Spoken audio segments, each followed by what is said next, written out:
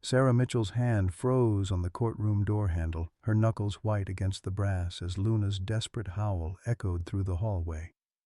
The sound wasn't the wild cry of a beast. It was the heartbroken wail of a daughter being torn from her mother.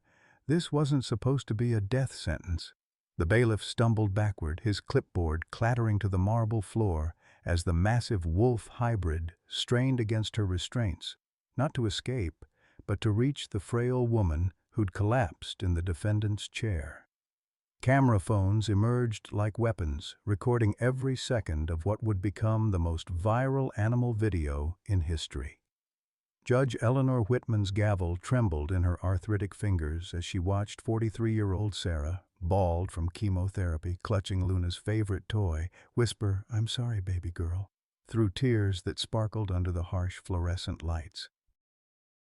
"Remove the animal immediately," someone shouted, but Luna's ice-blue eyes never left Sarah's face. 6 months earlier, Sarah had found what she thought was an abandoned puppy. How had saving one life led to destroying two? And why did everyone suddenly want Luna dead? Leave a like and share your thoughts in the comments, along with the city you're watching from now. Let's continue with the story. 6 months earlier, Sarah Mitchell had perfected the art of living alone. At 43, her cottage in Millbrook, Oregon echoed with the silence of dreams that never came true. No pitter-patter of little feet, no bedtime stories, no "mama" whispered in the dark. The inherited house, backed by dense Cascade Mountain forests, felt more like a mausoleum than a home. Every morning began the same way. Pills at 8 a.m. sharp. The orange bottles lined her kitchen counter like tiny soldiers, some for the anxiety that gnawed at her chest, others for the secret she couldn't bear to tell anyone. Stage 2, breast cancer. The oncologist's words still rang in her ears. "We caught it early, but treatment will be aggressive." She had $12,000 in savings and medical bills that would cost 10 times that amount. Sarah worked as a veterinary technician at Millbrook Animal Clinic, a job that filled her days with other people's beloved pets, while her own house remained painfully empty. Dr. Rebecca Walsh, the clinic's senior veterinarian, had become her closest friend, though even Rebecca didn't know about the cancer diagnosis. In a town of 3,200 people, secrets traveled faster than gossip, and Sarah wasn't ready for the pitying looks or well-meaning casseroles. The cottage had belonged to her mother, Dr. Elizabeth Mitchell, who died 3 years ago in what officials called an industrial accident at a research facility outside Portland. Sarah still found her mother's old medical journals scattered throughout the house, filled with notes about animal behavior and genetics that she couldn't quite understand. Sometimes she wondered if her mother had been working on something important, something that died with her in that fire. Her neighbor, Betty Lou Henderson, was a 72-year-old widow whose husband had fought in Vietnam. Betty Lou had appointed herself the unofficial neighborhood watch, tracking every delivery truck and unusual visitor with the precision of a retired general. She meant well, but her constant check-ins reminded Sarah how alone she really was. The autumn rain had started early that year, turning the mountain roads treacherous and washing away the last remnants of summer warmth. Sarah's daily routine had become a careful dance around her growing fatigue. Work 8 hours, microwave a dinner for one, take evening pills, sleep alone, rinse and repeat. At night, lying in the same bed where her mother had once read her stories, Sarah wondered what legacy she'd leave behind. No children to remember her laugh, no husband to miss her voice, no grand accomplishments to mark her time on earth. Just a modest savings account that would soon be devoured by medical bills, and a cottage that would probably be sold to strangers. "God never gives you more than you can handle," Betty Lou always said, quoting her late husband's favorite phrase. But as Sarah watched the rain streak down her bedroom window, she wondered if God had miscalculated this time. Some burdens felt too heavy for one person to carry alone. She had no way of knowing that everything was about to change on a rain-soaked Thursday evening in September. September 15th arrived with the kind of torrential Oregon rain that turned mountain roads into rivers and made even long-time residents nervous about driving. Sarah had spent the afternoon at her oncologist's office in Portland, receiving news that made her stomach clench. The tumor markers were rising faster than expected. Dr. Martinez wanted to start chemotherapy immediately, which meant hair loss, crushing fatigue, and medical bills that would bankrupt her within months. The drive home through the Cascade foothills felt endless. Sarah gripped the steering wheel of her aging Honda Civic, windshield wipers struggling against sheets of water that made visibility nearly impossible. The temperature had dropped to 45 degrees, and she could see her breath fogging the windows despite the heater running full blast. Her phone buzzed constantly with missed calls from Dr. Walsh at the clinic, but Sarah couldn't bring herself to answer. Not yet. Not until she figured out how to explain that she might not be able to work much longer. 2 miles from home, on the winding Forest Service road that cut through towering Douglas firs, Sarah spotted something that made her heart skip. A cardboard box sat beside the road, soaked through and collapsing from the weight of accumulated rainwater. Most people would have driven past, assuming it was trash dumped by someone too lazy to visit the recycling center. But Sarah's trained eye caught a glimpse of movement inside, something small and dark struggling against the elements. She pulled over without thinking, emergency flashers blinking against the gloom. The rain immediately soaked through her scrubs as she approached the disintegrating box. Inside, barely visible among soggy newspapers and what looked like old towels, was the smallest puppy she'd ever seen. Its fur was matted black, and its tiny body shook violently from hypothermia. But when it lifted its head to look at her, Sarah gasped audibly. The puppy's eyes were an impossible shade of ice blue, so pale they seemed to glow in the dim light. She'd worked with hundreds of dogs over the years, but she'd never seen eyes like these, ancient and intelligent, as if this tiny creature had already seen more of the world than most adults. The puppy couldn't have been more than 6 weeks old, yet something in its gaze spoke of wisdom beyond its years. "Oh, sweetheart," Sarah whispered, her voice breaking. "Who did this to you?" The puppy was barely breathing, its tiny chest rising and falling in rapid, shallow movements that signaled severe hypothermia. Sarah didn't hesitate. She stripped off her medical jacket and wrapped the tiny body against her chest, feeling how cold and fragile it was through the fabric. The puppy's heartbeat was thread and irregular, and she could feel its ribs through the sparse fur. Racing home through the storm, Sarah cradled the puppy with one hand while steering with the other. She'd delivered enough animals to know the signs of impending death, and this little one was terrifyingly close to the edge. Its breathing grew even more labored during the 10-minute drive, and twice Sarah thought she'd lost it entirely when the tiny chest stopped moving for several seconds. Inside her cottage, Sarah transformed her kitchen into an emergency veterinary clinic. She grabbed warming blankets from her medical supplies, set up a glucose drip using equipment she'd borrowed from the clinic, and began the delicate process of raising the puppy's core temperature. Too fast would shock its system. Too slow might be too late. For the next 6 hours, Sarah didn't leave the kitchen floor. She monitored the puppy's vital signs, administered subcutaneous fluids, and kept it wrapped against her body to share her warmth. At midnight, she finally allowed herself to doze, the tiny creature nestled against her chest like a human baby. At 3 in the morning, Sarah woke to find 2 ice-blue eyes staring directly into hers. The puppy was still weak, but its breathing had stabilized and its body temperature felt normal. When it saw Sarah's face, its tiny tail gave the faintest wag, and something deep in Sarah's chest cracked open. "Luna," she whispered, the name appearing in her mind as naturally as breathing. "You're going to be Luna." the puppy.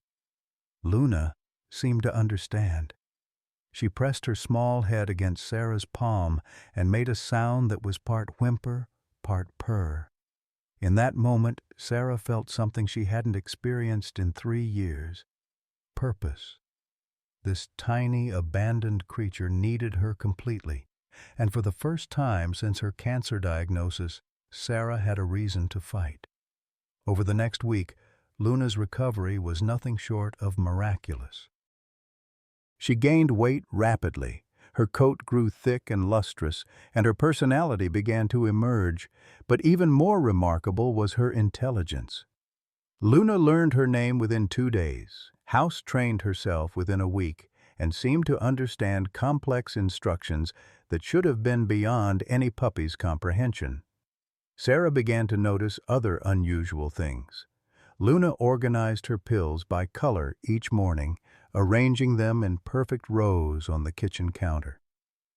She responded to commands in what sounded like German, though Sarah had never spoken that language around her.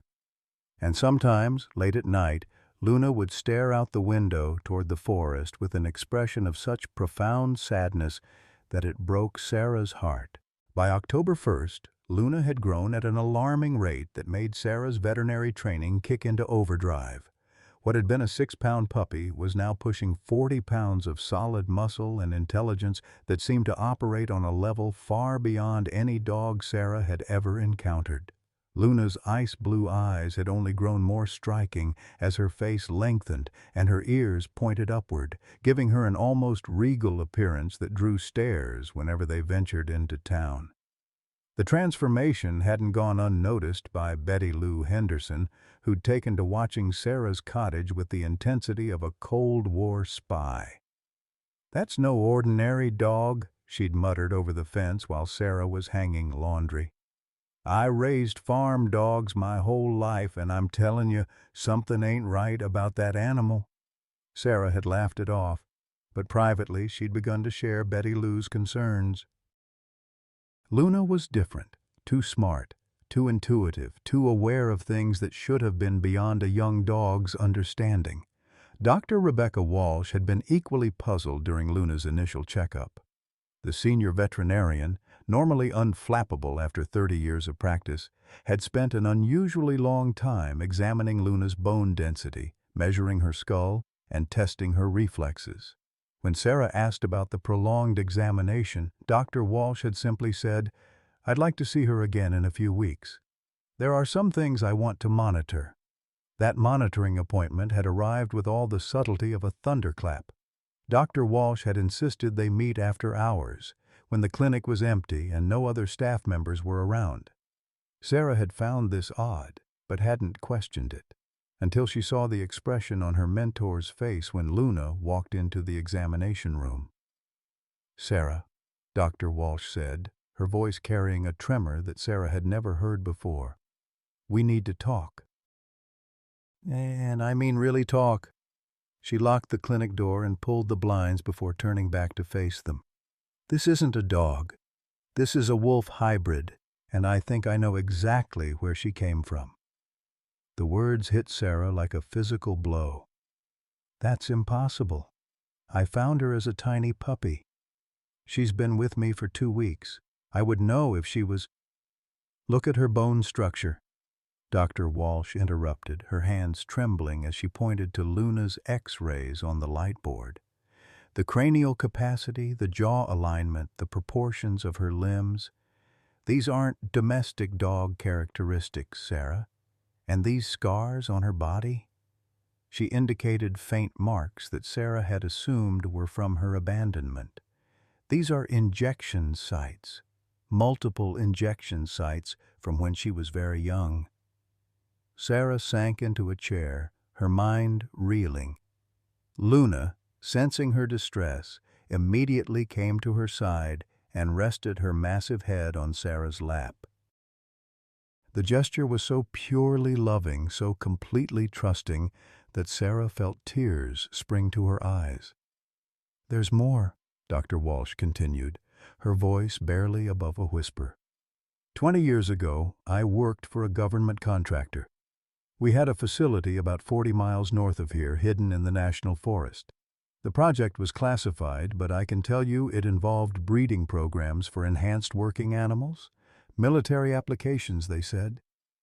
She paused, studying Luna with a mixture of fear and fascination. The program was shut down 5 years ago after what they called a containment failure. Several animals escaped, and there was a fire. Most of the research was lost. Sarah's blood ran cold as pieces began falling into place. My mother worked at a research facility. She died in a fire 5 years ago. Dr. Walsh's face went pale. Dr. Elizabeth Mitchell was your mother. Oh, Sarah. She sat down heavily, suddenly looking every one of her 58 years.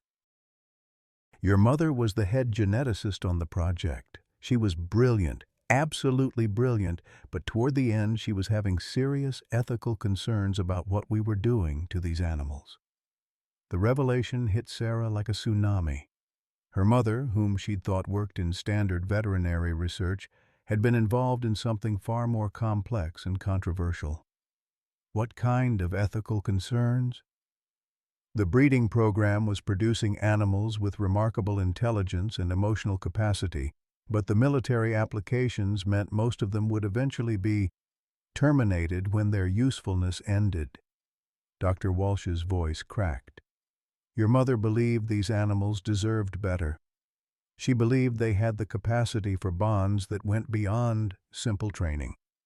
Luna, as if sensing she was the subject of discussion, looked up at Sarah with those impossibly blue eyes. In that moment, Sarah could see what her mother must have seen, not just an animal, but a being capable of deep emotion and connection.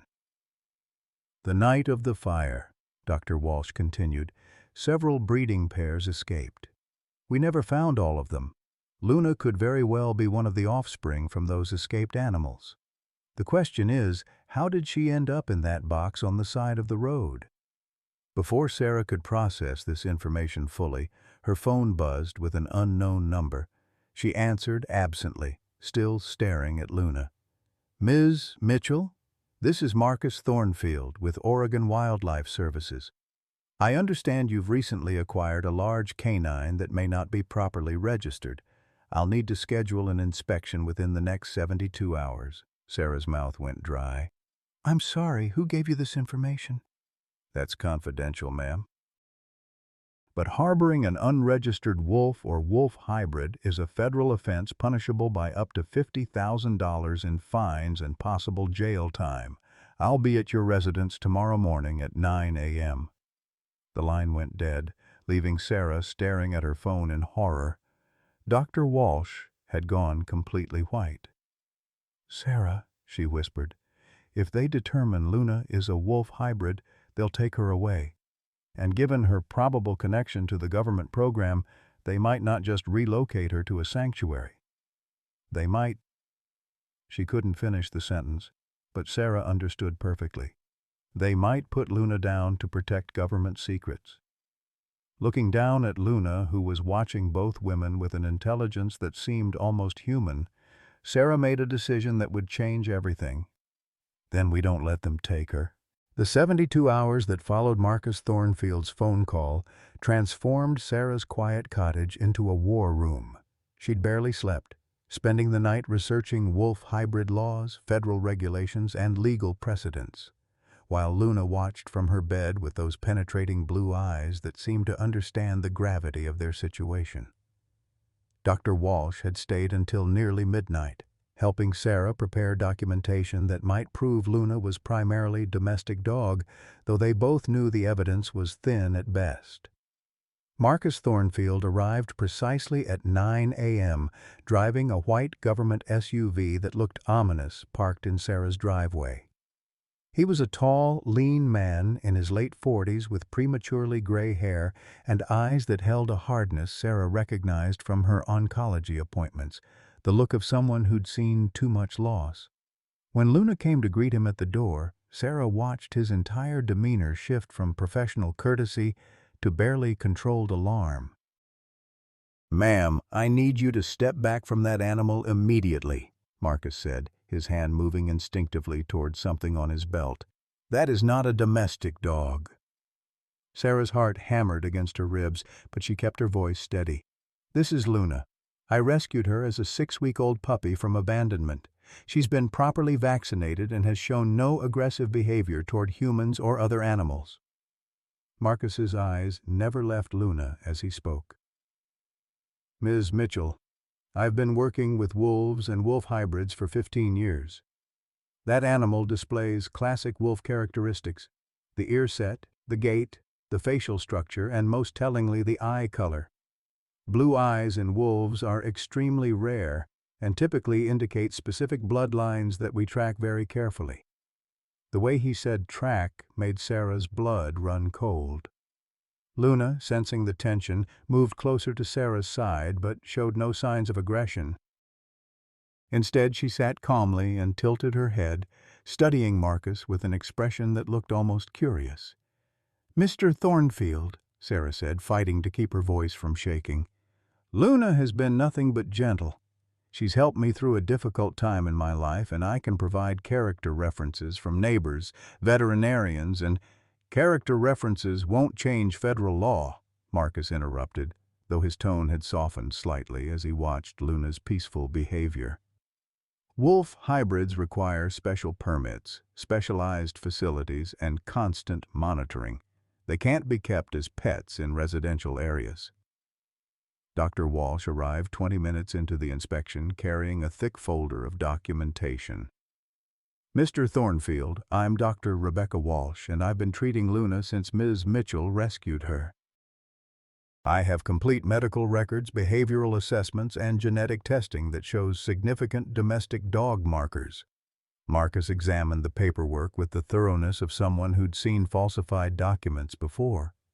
Sarah watched his face for any sign of flexibility, but his expression remained professionally neutral. When he looked up from the papers, however, something in his eyes had changed. "Dr. Walsh, these genetic markers are interesting, but they don't override what I can see with my own eyes.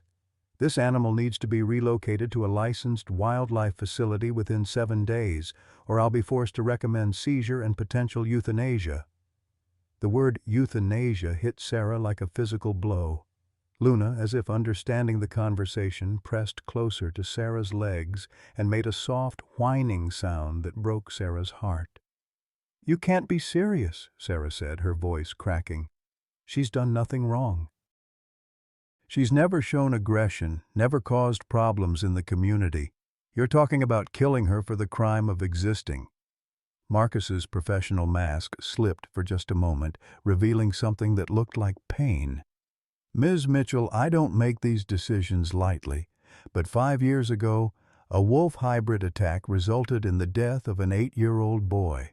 These animals may seem gentle, but their instincts are unpredictable. I won't let that happen again." After Marcus left, promising to return in a week for Luna's removal, Sarah collapsed onto her couch with Luna's massive head in her lap. Dr. Walsh paced the living room like a caged animal, muttering about legal options and appeal processes. "There has to be something we can do," Sarah said, stroking Luna's fur with shaking hands. "She's not just some wild animal, Rebecca. She's family." Dr. Walsh stopped pacing and looked at Sarah with an expression of deep conflict. "There might be something, but it's risky. And if we're right about Luna's origins, there could be people who would pay significant money to acquire her quietly. Not good people, Sarah. People who would use her for breeding programs or worse." The thought of Luna being sold to people who would exploit her made Sarah feel physically sick. "No, absolutely not." "Then we fight this legally," Dr. Walsh said, pulling out her phone. "I know a lawyer who specializes in animal rights cases. Jennifer Crawford. She's expensive, but she's won cases that seemed impossible."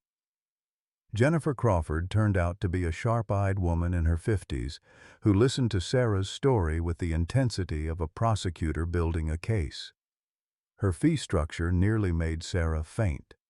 $15,000 up front, with additional costs that could reach $50,000 if the case went to federal court.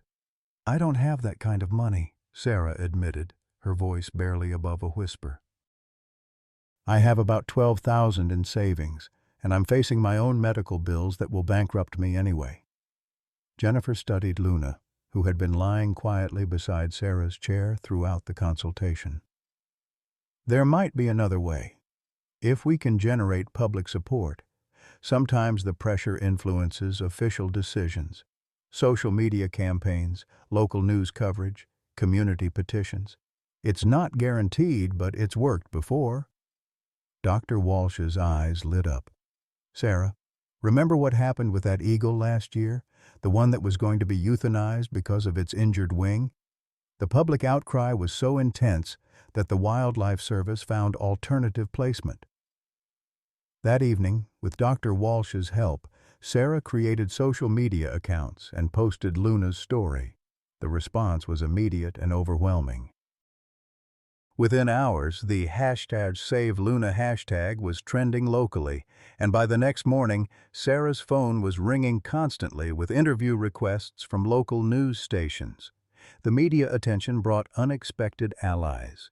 Betty Lou Henderson, despite her earlier suspicions, appeared on the evening news declaring that Luna was the gentlest creature I've ever seen, and that anybody with eyes could see that dog loved Sarah Mitchell more than life itself. The local elementary school started a petition drive with children selling lemonade and cookies to raise money for Luna's legal defense. But the attention also brought opposition. Parents concerned about their children's safety organized counter-protests. The town council received dozens of calls demanding Luna's immediate removal.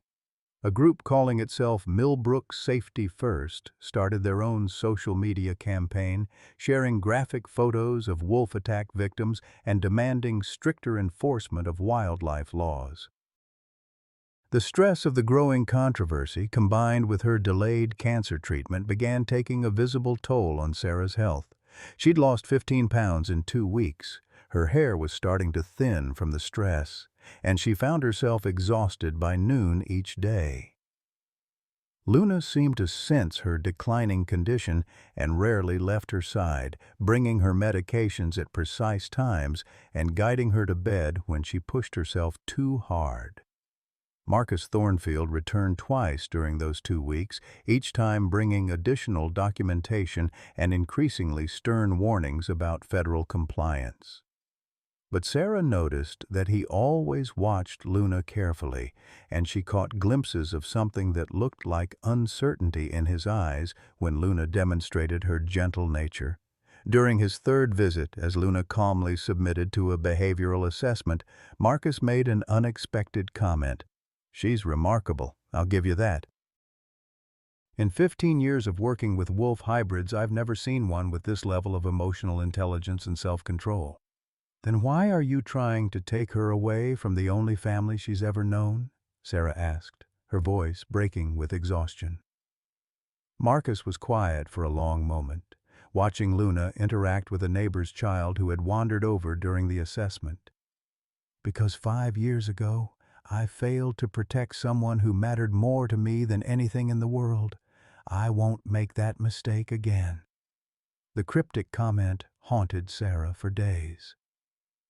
Dr. Walsh's attempts to research Marcus's background yielded little information beyond his professional credentials and an exemplary service record with the Wildlife Department.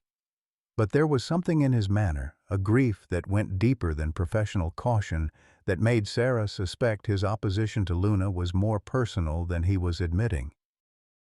Meanwhile, Luna's legal fund grew steadily through community donations and online crowdfunding. Local businesses donated services, from free printing for flyers to discounted legal research. Even people who had never met Sarah personally sent small donations with notes about their own beloved pets.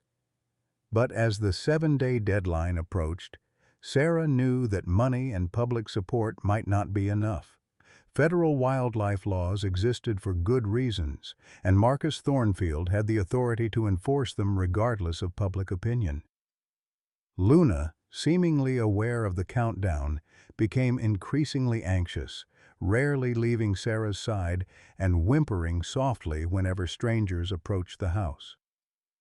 On the sixth day, as Sarah sat on her porch watching Luna play in the autumn leaves, she made a decision that terrified and energized her in equal measure. If the legal system failed them, if public pressure wasn't enough, she would disappear with Luna rather than watch her die for the crime of being different. The thought of becoming a fugitive should have scared her more than it did. But looking at Luna, whose ice-blue eyes held such trust and love, Sarah realized she would rather spend whatever time she had left running than live with the knowledge that she had failed to protect the one thing that had given her life meaning again. Tomorrow would bring Marcus Thornfield's final visit and Luna's potential death sentence. Tonight, Sarah held her wolf close and planned for a future that might require leaving everything else behind. The seventh day arrived with the kind of crisp October morning that should have been beautiful, but Sarah could only see it as the countdown to losing everything that mattered. She'd spent the night alternating between packing essential items into her car and holding Luna close, whispering promises that she wasn't sure she could keep. The wolf hybrid seemed to sense the impending crisis, staying pressed against Sarah's side with an intensity that broke her heart. At 8:30 a.m., 30 minutes before Marcus Thornfield's scheduled arrival, Sarah's phone rang with a call that would change everything. Dr. Walsh's voice was breathless with excitement and fear. "Sarah, you need to get Luna out of there right now. I just received a call from a contact at the State Wildlife Office. There's been a development in Luna's case that Marcus doesn't know about yet." Sarah's hands began to tremble as she gripped the phone. "What kind of development?" Biogen Defense Corporation has filed a claim of ownership on Luna. They're asserting that she's stolen property from a government breeding program they contracted for. "Sarah, if they get custody of her, she won't go to a sanctuary. She'll go back to a laboratory." The words hit Sarah like ice water. She'd read enough of her mother's hidden research notes to understand what that meant. Luna would become a test subject again, potentially for the rest of her life. "How long do we have?" "Marcus will receive the paperwork within hours. Once he does, federal marshals will be involved, and this becomes a completely different kind of case. You need to disappear with Luna right now." Sarah looked around her cottage, at the life she'd built in her mother's shadow, at the place where she'd planned to fight her cancer and grow old. In one moment, it all became expendable compared to Luna's life. "Rebecca, there's something else. I never told you. I have cancer. Stage 2. If I run with Luna, I'll be giving up my treatment, maybe my only chance at survival." The silence on the other end of the line stretched for an eternity. When Dr. Walsh finally spoke, her voice was thick with tears. "Sarah, honey, I can't tell you what to do, but I will say this. Watching you with Luna these past weeks, seeing how she's brought light back into your eyes, maybe survival isn't just about medical treatment." At exactly 9 a.m., Marcus Thornfield's white SUV pulled into Sarah's driveway. But this time, he wasn't alone. A second vehicle followed, a black sedan with government plates that made Sarah's stomach clench with dread. Through her window, she watched Marcus step out of his vehicle with an expression she'd never seen before. He looked conflicted, almost tortured as he approached her door. Sarah met him on the porch with Luna at her side. The wolf hybrid was calm but alert, her ice-blue eyes fixed on Marcus with an intensity that seemed to unnerve him. "Miss Mitchell," Marcus began, his voice rougher than usual. "I need to inform you that there have been complications in Luna's case. Federal agents will be taking custody of her today pending resolution of an ownership dispute." "Ownership dispute?" Sarah kept her voice level, though her heart was racing. "You mean someone is claiming they own Luna?" The federal agent, a stern-faced woman in her 40s, stepped forward. "Ma'am, this animal is believed to be the product of a classified breeding program. As such, she remains government property regardless of how you acquired her." Luna, as if understanding the conversation, moved closer to Sarah and sat down, leaning her full weight against Sarah's legs. The gesture was so protective, so purely loving, that even the federal agent's expression softened slightly.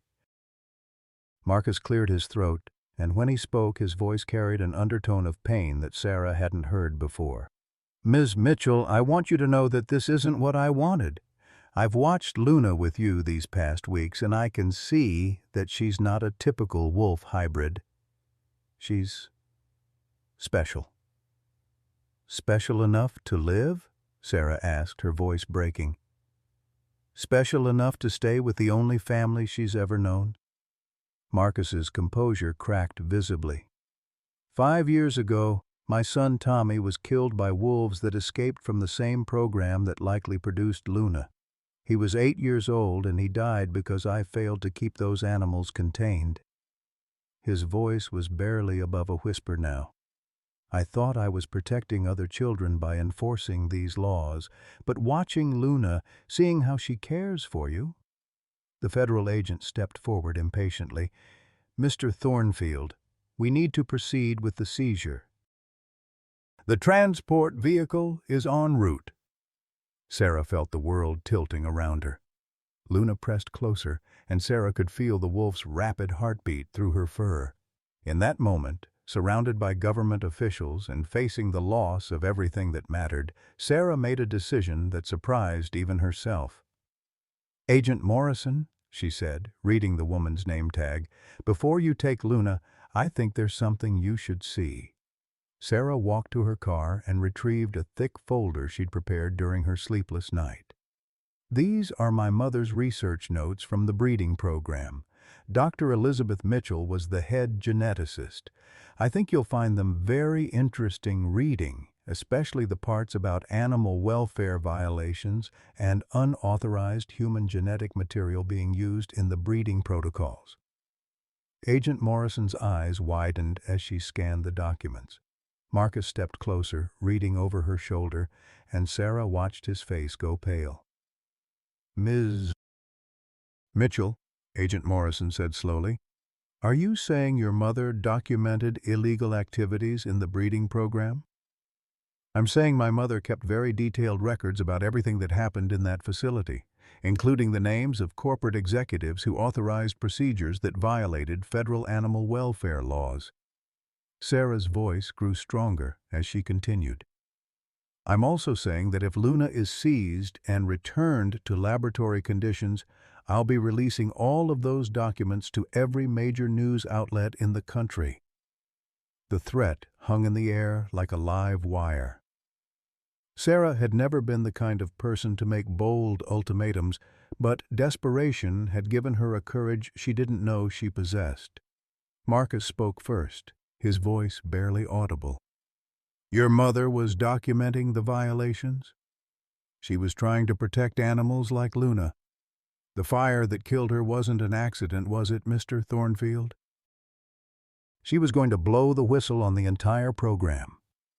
Marcus's face crumpled, and suddenly he looked much older than his 47 years. "I was the security chief. I knew your mother was asking too many questions, raising too many concerns. The night she died, she was trying to release the breeding animals. I should have helped her instead of trying to stop her." The admission hung between them like a confession in church.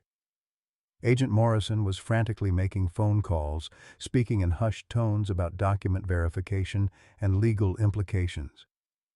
Luna, throughout this entire exchange, had remained calm and alert. But now she did something that left everyone speechless. She walked over to Marcus and gently placed her massive head against his hand. The gesture was so clearly one of comfort, of forgiveness, that Marcus broke down completely. "I'm sorry," he whispered, kneeling to Luna's level. "I'm so sorry. You remind me of him, my Tommy. The way you care for Sarah, the way you protect her, that's what he would have grown up to be." Agent Morrison ended her phone call and approached the group with an expression Sarah couldn't read. Ms. Mitchell, I've been instructed to suspend the seizure pending a full investigation into the documents you provided. Luna will remain in your custody during the investigation, but you'll need to comply with specific monitoring requirements. Sarah felt her knees go weak with relief. Luna immediately came to her side, pressing against her legs as if she understood that they'd won this battle. Marcus stood slowly, wiping his eyes. Ms. Mitchell, I owe you and Luna an apology. And I owe you more than that. I owe you the truth about what really happened to your mother and why Luna ended up in that box on the side of the road. As the federal agents departed, leaving behind monitoring equipment and a stack of legal documents, Sarah realized that this victory was only the beginning.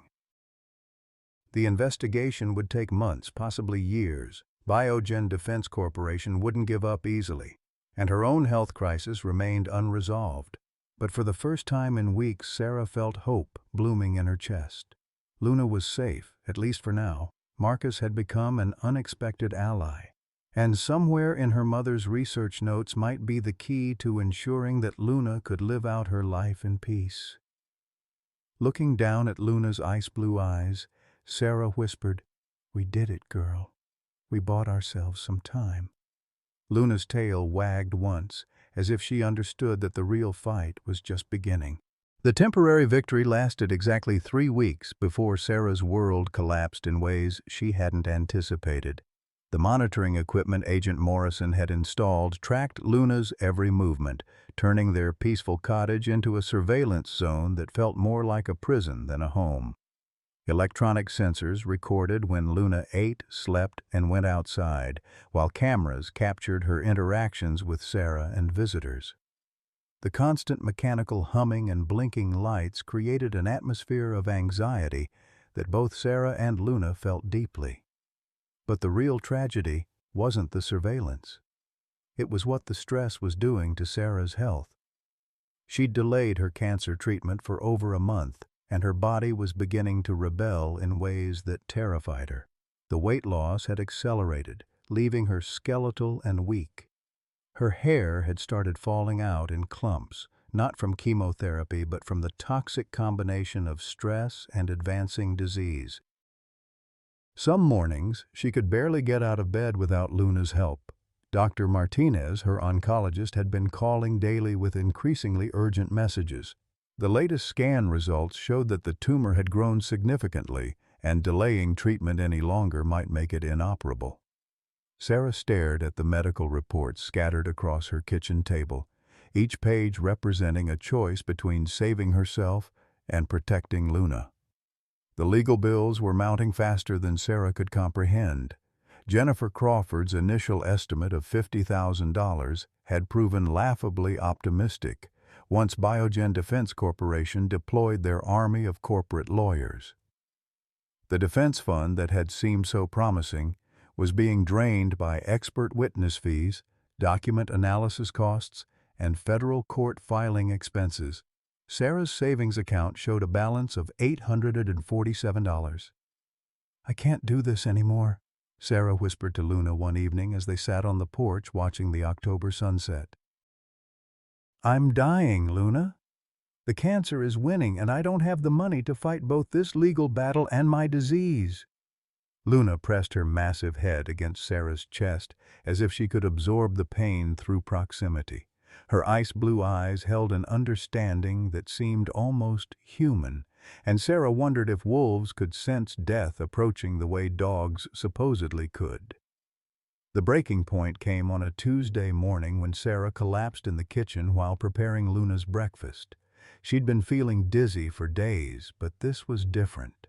A complete system shutdown that left her unconscious on the cold tile floor for nearly an hour. Luna found her there, whimpering and trying to wake her by gently licking her face. When Sarah finally regained consciousness, she discovered that Luna had done something extraordinary. The wolf hybrid had somehow activated Sarah's phone and called Dr. Walsh. The veterinarian arrived to find Luna sitting protectively beside Sarah's prone form, having covered her with a blanket dragged from the bedroom. "Sarah, honey, you're going to the hospital right now." Dr. Walsh said, helping her to the couch. "This isn't negotiable anymore. I can't leave Luna alone with all this surveillance equipment. If something goes wrong while I'm gone, they'll use it as evidence that she's too dangerous to keep." Dr. Walsh knelt beside them, studying Sarah's gaunt face with professional concern. "Sarah, look at me. Really look at me. You're dying. If you don't get treatment immediately, Luna is going to lose you anyway. Is that really what you want for her?" The truth of those words hit Sarah like a physical blow. She'd been so focused on protecting Luna from external threats that she'd ignored the biggest threat of all, losing Sarah to a disease that could still be fought if she acted quickly enough. The ambulance ride to Portland felt surreal, with Luna howling from Sarah's cottage in a sound so mournful that neighbors later said it haunted their dreams. Dr. Walsh had promised to stay with Luna during Sarah's hospitalization, but the separation felt like tearing away part of Sarah's soul. The hospital tests confirmed Dr. Martinez's worst fears. The cancer had spread to Sarah's lymph nodes, making treatment far more complicated and expensive than originally projected. The oncology team recommended immediate surgery followed by aggressive chemotherapy, with a price tag that would bankrupt Sarah even if she sold her cottage. Lying in the sterile hospital bed, connected to monitors and IV drips, Sarah felt the weight of impossible choices crushing down on her.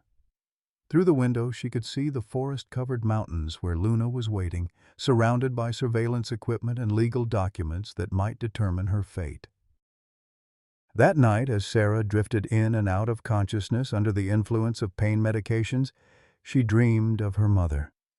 Dr. Elizabeth Mitchell appeared as clearly as if she were standing beside the hospital bed, wearing the lab coat she'd died in 5 years earlier. "Mom," Sarah whispered in the dream, "I don't know how to save us both." Her mother's voice was as warm and steady as Sarah remembered. "Sometimes, sweetheart, saving someone means letting them save you." Sarah woke with tears streaming down her face and a clarity she hadn't felt in weeks. The answer had been in front of her all along, hidden in the mountain of legal documents and her mother's research notes. Luna wasn't just a victim of government overreach. She was evidence of something much larger and more valuable than anyone had realized. If Sarah was going to die, she would make sure her death meant something. She would make sure Luna's story became the weapon that brought down the entire corrupt system that had created and then tried to destroy her. But first, she had to survive long enough to fight one final battle.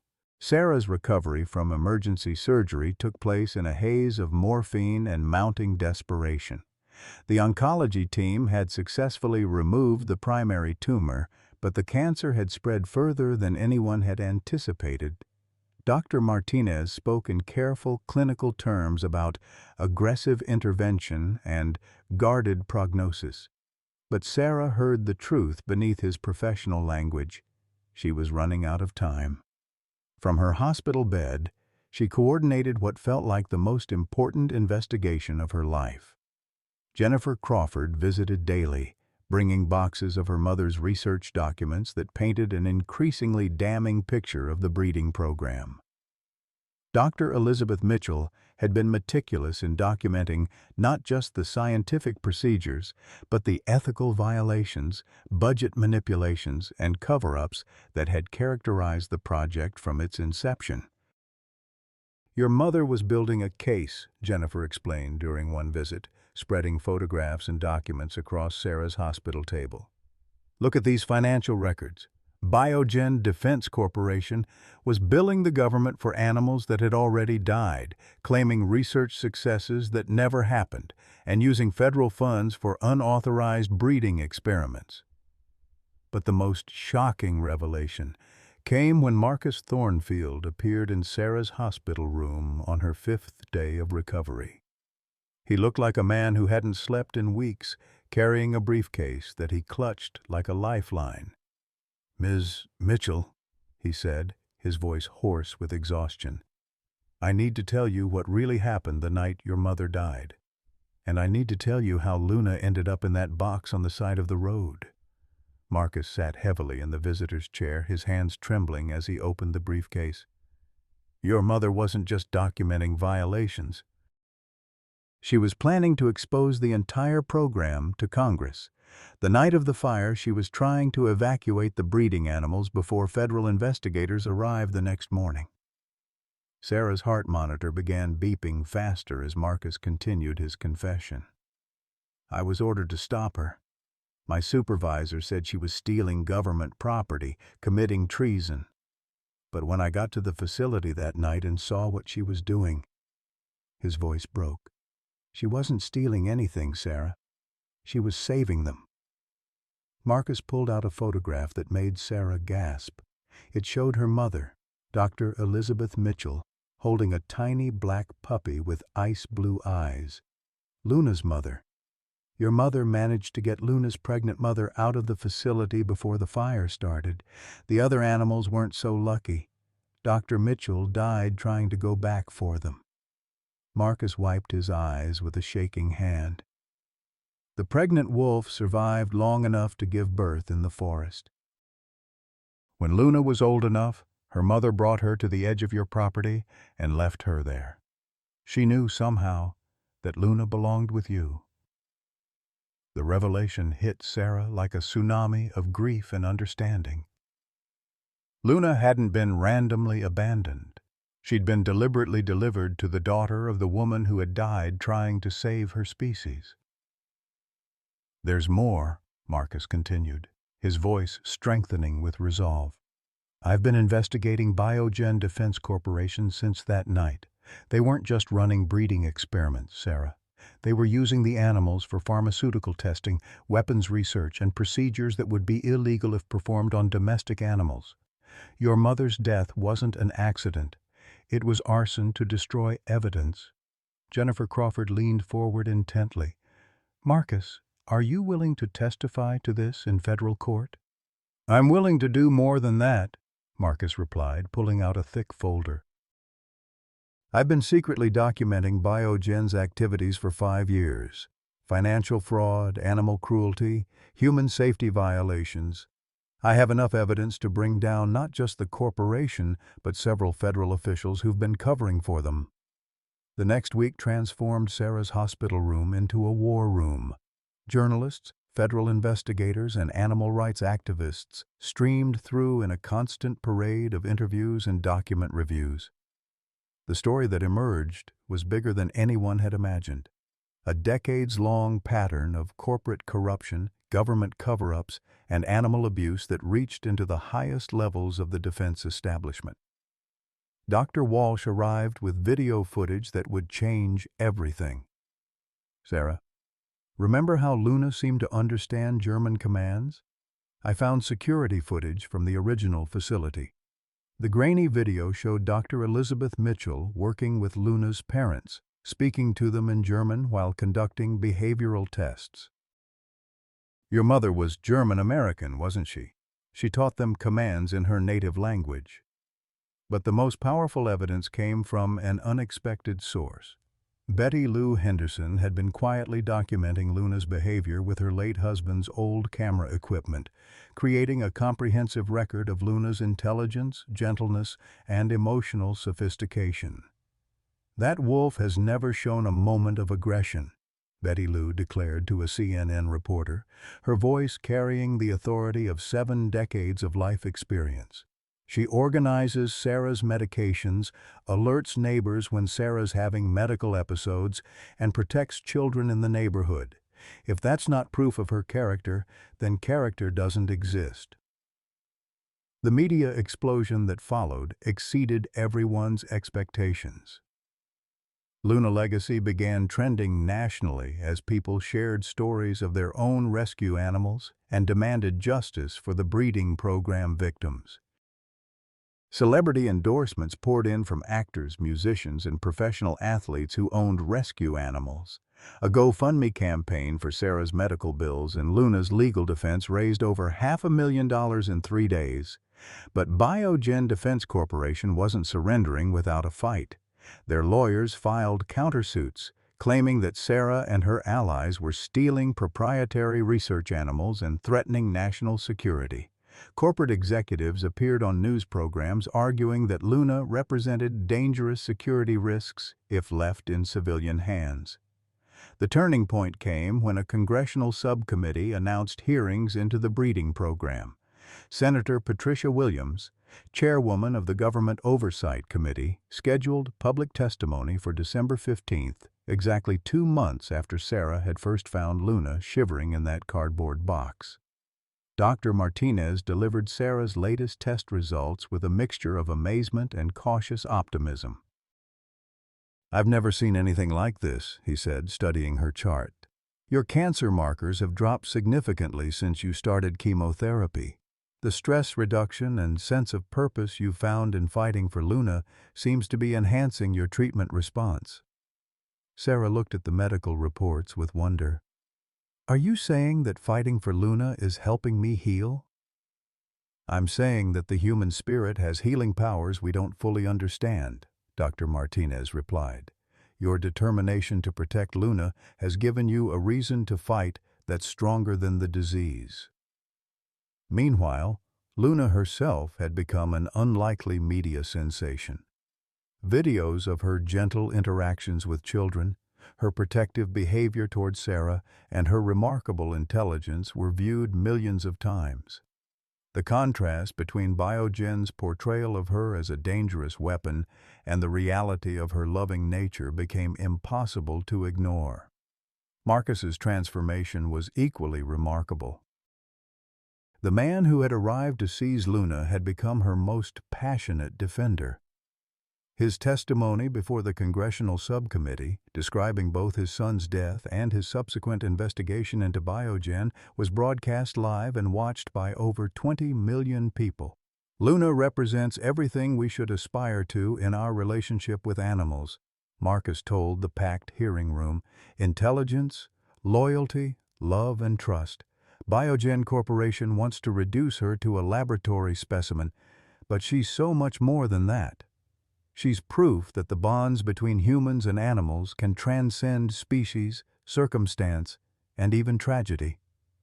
The hearings revealed the full scope of Biogen's corruption: $200 million in fraudulent billing, systematic animal abuse, cover-ups of safety violations, and the deliberate destruction of evidence through arson. Federal prosecutors announced criminal charges against 17 corporate executives and government officials. But for Sarah, watching from her hospital bed with Luna curled up beside her, the hospital had granted special permission for Luna to visit as a therapy animal. The most important outcome was simpler. Judge Eleanor Whitman had scheduled a final custody hearing for December 22nd, just 1 week away. "Whatever happens in that courtroom," Sarah whispered to Luna, stroking her soft fur, "we've already won the most important battle. We've shown the world that love doesn't recognize species boundaries." Luna's ice-blue eyes met Sarah's with an understanding that seemed to span the gulf between human and animal consciousness. In that moment, Sarah realized that her mother's legacy lived on not in research papers or scientific breakthroughs, but in the love between a dying woman and the wolf who had chosen to save her. The final battle was about to begin, but Sarah no longer feared the outcome. Truth had a power all its own, and Luna's truth was written in every gentle gesture, every protective instinct, every moment of pure love she shared with the woman who had found her shivering in the rain. December 22nd arrived with the kind of crystalline winter morning that made the Cascade Mountains look like a postcard. But Sarah could barely appreciate the beauty through her overwhelming anxiety. The final custody hearing would determine not just Luna's fate, but whether the months of fighting, the congressional investigations, and the media attention had been enough to overcome decades of institutional indifference to animal welfare. Sarah sat in the front row of Judge Eleanor Whitman's courtroom, flanked by Jennifer Crawford and Dr. Walsh, while Luna lay calmly at her feet. The wolf hybrid wore a special therapy animal vest that had been designed by local supporters, and her presence had drawn a packed courtroom of media representatives, animal rights activists, and Millbrook residents who had followed their story from the beginning. Judge Whitman entered with the gravitas of someone who understood that her decision would set precedents far beyond this single case. At 65, she had presided over family court for 2 decades, but nothing in her experience had prepared her for a case that involved congressional hearings, federal corruption charges, and a wolf who had become a national symbol for animal rights. This court will hear final arguments in the matter of Luna, a wolf hybrid whose custody is disputed between the state of Oregon and Miss Sarah Mitchell, Judge Whitman announced. I want to make clear that this decision will be based on law, evidence, and the best interests of all parties involved, including the community of Millbrook. Biogen's lead attorney, a sharp-suited man named Robert Kessler, presented the corporation's final argument with clinical precision. Your Honor, while Ms. Mitchell's emotional attachment to this animal is understandable, we cannot allow sentiment to override public safety and legal precedent. Luna remains a wolf hybrid with unpredictable instincts, and her continued presence in a residential community poses unacceptable risks. Kessler's presentation included expert testimony from wildlife biologists who argued that wolf hybrids could never be fully domesticated, video evidence of other hybrid attacks, and legal precedents supporting the seizure of dangerous animals. His argument was technically sound and professionally delivered, but it felt sterile and disconnected from the reality of Luna's actual behavior. Jennifer Crawford's response was a masterpiece of legal storytelling that wove together evidence, emotion, and precedent into a compelling narrative of justice. Your Honor, Luna is not a statistic or a legal category. She is an individual being whose character has been demonstrated through hundreds of hours of documented behavior, medical testimony, and community interaction. Crawford presented video testimony from Dr. Martinez about Luna's therapeutic effect on Sarah's cancer recovery, behavioral assessments from 3 independent animal experts, and statements from dozens of Millbrook residents who had interacted with Luna over the past months. The evidence painted a picture of an animal whose intelligence and emotional sophistication far exceeded typical domestic dogs, but whose gentle nature had never wavered despite intense pressure and scrutiny. Marcus Thornfield's testimony proved to be the emotional centerpiece of the hearing. Standing before the packed courtroom, he spoke with a vulnerability that left many spectators in tears. Your Honor, 5 years ago I lost my son Tommy to wolves that escaped from the same program that produced Luna. For 5 years, I believed that all wolves were dangerous, that strict enforcement of wildlife laws was the only way to prevent other families from experiencing our loss. Marcus paused, looking directly at Luna, who watched him with those remarkable ice-blue eyes. But Luna taught me something I'd forgotten in my grief. She taught me that individual character matters more than species classification. My son would have loved Luna, and more importantly, he would have been safe with her. She represents everything Tommy believed about animals, that they're capable of love, loyalty, and trust, if we give them the chance to show us their true nature. The courtroom was silent, except for the soft sound of crying from the gallery. Marcus continued, his voice stronger now. I ask this court not to punish Luna for the crimes of Biogen Corporation or the failures of a system that created her only to abandon her. She deserves the chance to live out her life with the woman who saved her, just as she has saved that woman in return. Dr. Walsh's scientific testimony provided the objective foundation for Luna's defense. Your Honor, in 30 years of veterinary practice, I have never encountered an animal with Luna's combination of intelligence, emotional stability, and human attachment. She demonstrates cognitive abilities that rival those of dolphins or primates, yet maintains the loyalty and protective instincts of the finest domestic dogs.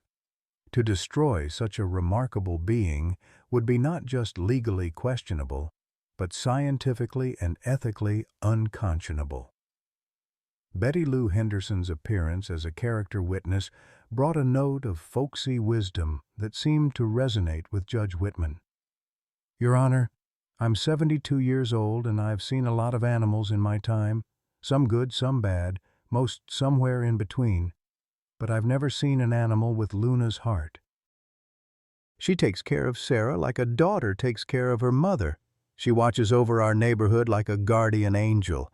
If that's not proof of her character, then I don't know what is." The surprise witness was Tommy Thornfield himself, appearing via video testimony that Marcus had discovered among his son's school projects. The 8-year-old boy had been working on a presentation about wolves just weeks before his death, and his innocent enthusiasm provided a heartbreaking counterpoint to the tragedy that had shaped his father's subsequent actions. "Wolves are really smart and they love their families just like people do," Tommy said in the video, his gap-toothed smile filling the courtroom screen. "Daddy works with wolves, and he says they're not mean, they're just scared sometimes. I think if people were nicer to wolves, wolves would be nicer to people too." When Sarah finally took the stand, her testimony was brief but devastating in its honesty. "Your Honor, Luna didn't just save my life by giving me a reason to fight cancer. She showed me what unconditional love looks like. She asks for nothing except the chance to be with her family. She gives everything: protection, comfort, companionship, and a kind of pure devotion that I never expected to experience." Sarah's voice broke as she continued. "If this court takes Luna away from me, you'll be separating two beings who have chosen each other across every barrier that society has created. You'll be saying that love doesn't matter if it exists between the wrong species. But love is love, Your Honor, and Luna's love has been the most honest, most healing force in my life." Luna, as if understanding the gravity of the moment, stood and walked to Sarah's side.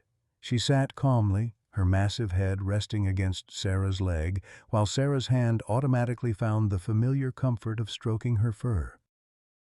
Judge Whitman called for a 30-minute recess to consider her decision, leaving the courtroom buzzing with tension and speculation. Sarah remained seated with Luna, surrounded by supporters but feeling utterly alone with the weight of everything they had endured to reach this moment. When court reconvened, Judge Whitman's expression was unreadable as she began her ruling. "This case has required me to balance competing interests: public safety, animal welfare, legal precedent, and individual rights. I have considered expert testimony, reviewed extensive documentation, and observed Luna's behavior both in this courtroom and through hundreds of hours of video evidence." The judge paused, her gaze moving from Luna to Sarah to the packed gallery. "In my 40 years of legal practice, I have learned that the law exists to serve justice, not to perpetuate injustice. And sometimes, justice requires us to recognize that our legal categories are insufficient to address the complexity of individual cases." Sarah felt her heart stop as Judge Whitman continued. "Luna will remain in the custody of Sarah Mitchell, subject to continued monitoring and compliance with specific conditions that will be outlined in this court's written order. This court finds that Luna poses no danger to her community and that her separation from Ms. Mitchell would constitute a greater injustice than any theoretical risk her presence might pose."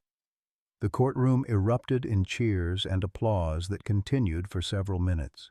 Sarah collapsed into tears of relief, while Luna, sensing the joy around her, began wagging her tail with an enthusiasm that brought laughter through the tears.